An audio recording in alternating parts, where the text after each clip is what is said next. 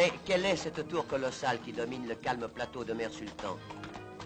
C'est le gratte-ciel Liberté, un des derniers nés de Casablanca.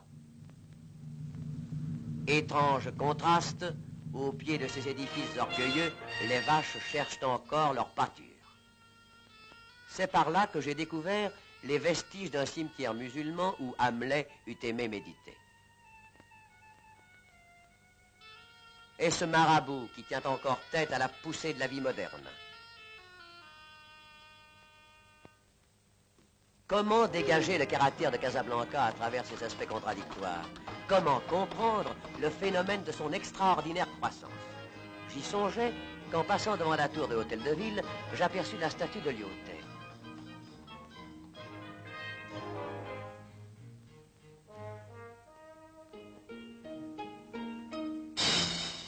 Lyautey, le créateur du Maroc moderne. Non loin de là, enfoui dans le feuillage, la baraque pieusement conservée où le général Drude avait établi en 1907 son poste de commandement.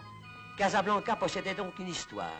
Il ne suffisait pas de se promener dans les rues, il fallait plonger dans le passé. Je ne tardais pas à découvrir, dans la petite imprimerie qu'il dirige, l'homme qui allait m'aider à remonter le temps, M. Christian Houel, ancien journaliste, un des 30 Français qui vivaient à Casablanca au début de ce siècle. Si vous voulez vous représenter ce qu'était Casablanca à cette époque, commencez par anéantir tout ce que vous venez de voir. Ici, à la place de ces boulevards et de ces immeubles, il n'y avait que le propre jardin, des terres labourées. Puis c'était le bled juste à l'horizon, une terre aride parsemée de touffes de palmiers nains, pas une route, quelques pistes caillouteuses sur lesquelles on ne circulait qu'à dos de mules ou de bourricots. Les 20 000 habitants de Casablanca vivaient à l'intérieur des remparts, dont les vestiges délimitent encore l'ancienne Médina. Et M. Houel m'entraîna dans ce quartier enfoui comme un noyau en plein cœur de la ville. Il suffisait de traverser la place de France. Tandis que nous tournions le dos à la ville moderne pour nous enfoncer dans les petites rues tortueuses, j'avais l'impression de passer d'un monde à l'autre. C'était le va-et-vient de la foule marocaine, la voix nasillarde des haut-parleurs clamant une chanson arabe. C'est par ici que j'habitais, il y a 50 ans, m'expliquait M. Houel. Nous étions quelques centaines d'Européens groupés dans ces parages. Les Espagnols, assez nombreux, voisinaient autour de cette place, un vrai coin d'Andalousie. Et tenez, voici la boutique du signor Gomez, l'unique salon de coiffure du pays. La taille de cheveux coûtait 10 sous.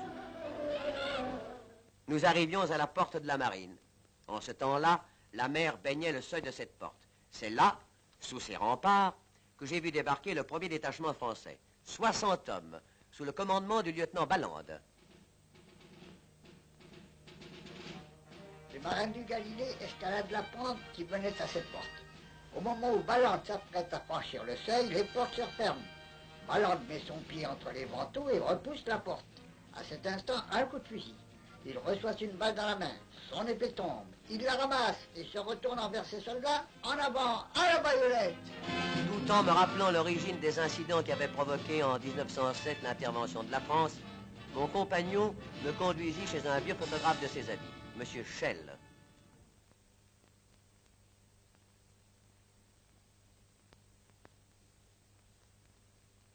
Celui-ci nous montra l'arbre qu'il avait planté, la maison qu'il avait construite de ses mains, et s'en alla chercher des documents qui allaient nous permettre d'évoquer la vie de Casablanca au début de la présence française. Des photos, des journaux, et même de vieux films muets.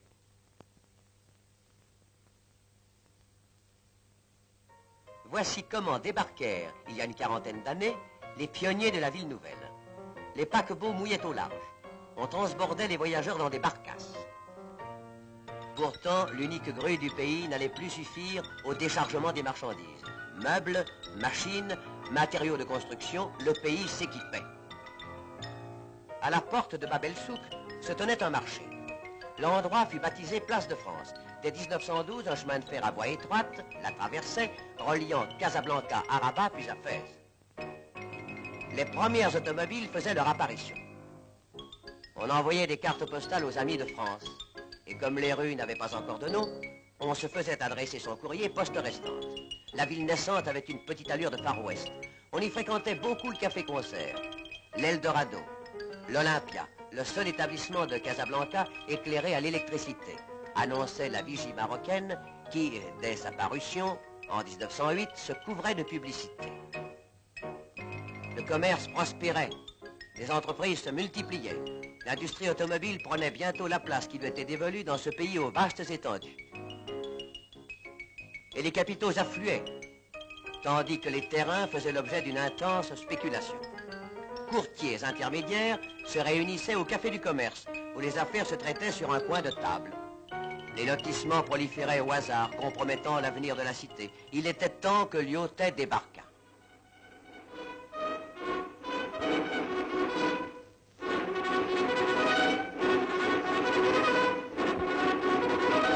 Le 13 mai 1912, le général Lyautey arrive à Casablanca.